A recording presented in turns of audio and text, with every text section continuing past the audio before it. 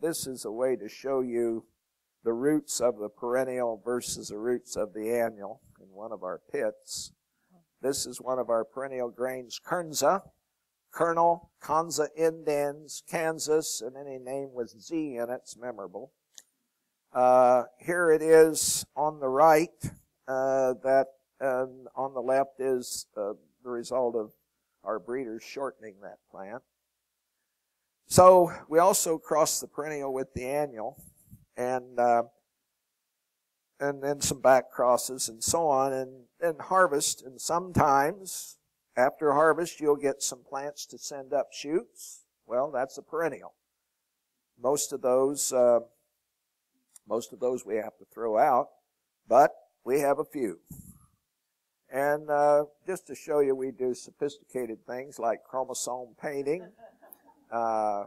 We're able to know where the chromosomes come from because of this process when we make the various crosses.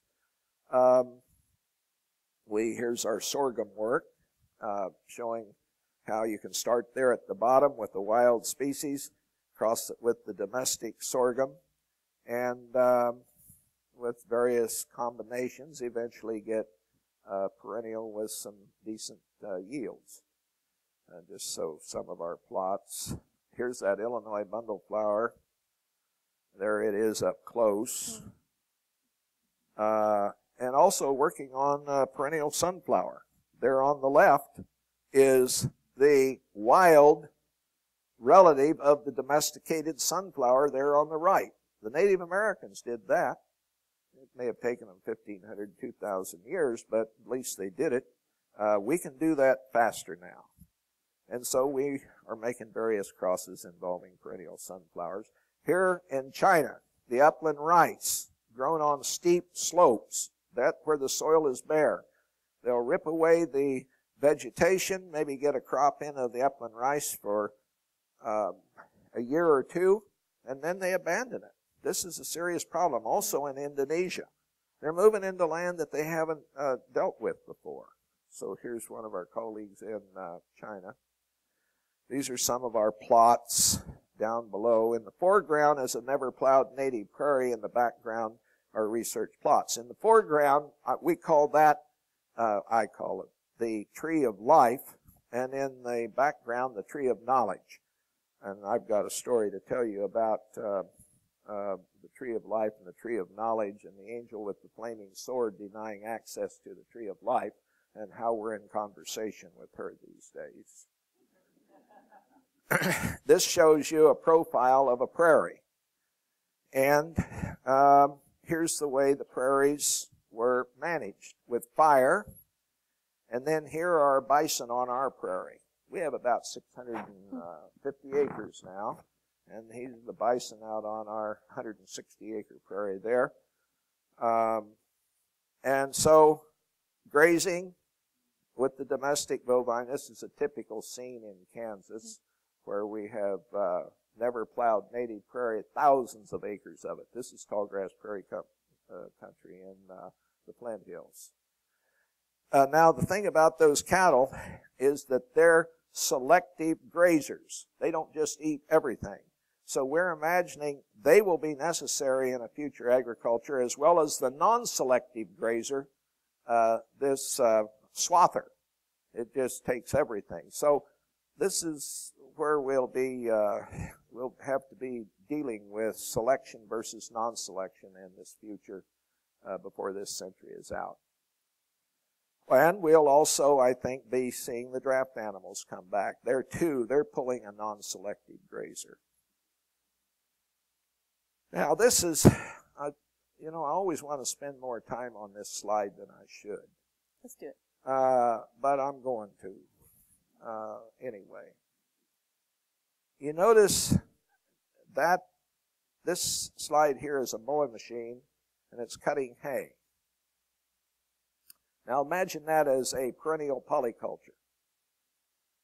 Here they're cutting hay, but you notice that that's a 4-horse hitch, and it has 2 men on that forecart, and there is a gasoline engine that is running that crimper and that crimper is squeezing the stem to get the juice out so that it'll dry faster. But the energy takes more than twice as much energy to get the juice out. So the kinds of decisions we're going to be making in the future is it better to not use more energy in order to get the juice out? Is it not better maybe to lose some of our yield in the interest of saving energy? I mean, we haven't begun to think about this whole energy picture. And there's a lot more to be said about this. These bales, some people are looking at those and say, turn those into biofuels. But if you start carrying those bales off someplace to be turned into ethanol, you've got an energy cost for carrying those bales. So this is one reason I think we're going to begin to see more animals back on our farms. Well, here's the modern problem. This is soil erosion in Illinois, and this is not unusual. So imagine a landscape more like this, with herbaceous, perennial, seed-producing polycultures. Now, in fact, do we have over here a picture of, you folks over there can't see it, but here on the left is the wheat plant, the actual size. That's the wheat plant that started civilization. That's the biblical fall. And this is our kernza. Now imagine the elegant micromanagement of nutrients and water with this plant on the right. Also, imagine the plowshare cutting that down 10, 12 inches. And all the rest of this is carbon. There's the beginning of global warming. Think about when we came across the continent. And Wendell Berry once said, when we came across the continent, cutting the forests and plowing the prairies, we've never known what we were doing because we've never known what we were undoing. So imagine when the shear made its zipper sound and cut that off, those roots. What we were disrupting in terms of the processes. In here are microbes, bacteria, fungi, earthworms, and so on that are a part of this whole system that would stand behind. And we cut that off at the eastern end of the Mediterranean 10,000 years ago. And that's the way we do it. And think about how we've woven that into our language. At the United Nations, they have this man beating a sword into a plowshare. Well, the plowshare has destroyed more options for future generations than the sword.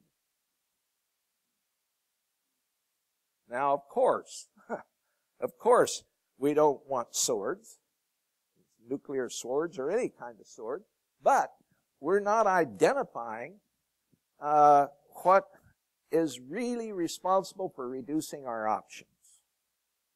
And I think it's the biblical fall. That's what they were talking about.